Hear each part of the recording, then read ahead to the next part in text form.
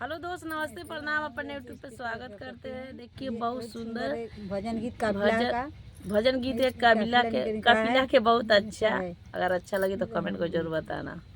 गुरु जी के निकड़ल बा काफिलावा हो, मनवा जाए जाए करता।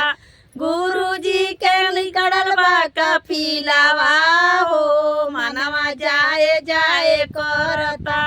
ससुर चली गईला ससुइया चली गईली, ससुर चली गईला ससुइया चली गईली।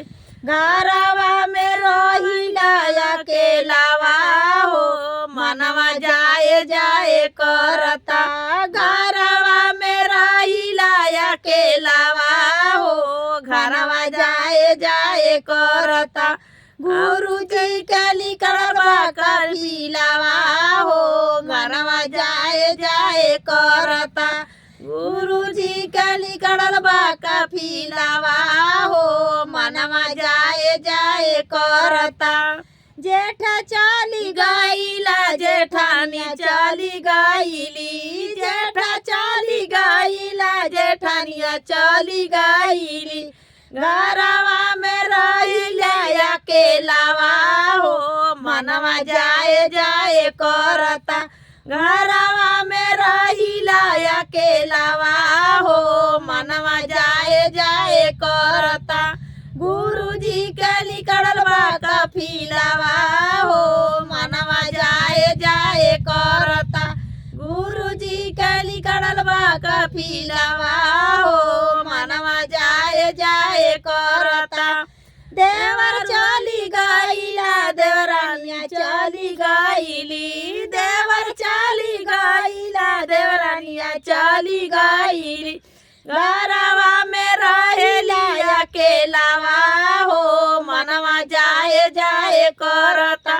घरवा में रहिला अकेलावा हो, मनवा जाए जाए करता। गुरु जी के निकड़ल बा काफिलावा हो, मनवा जाए जाए करता। गुरु जी के निकड़ल बा काफिलावा हो, मनवा जाए जाए करता।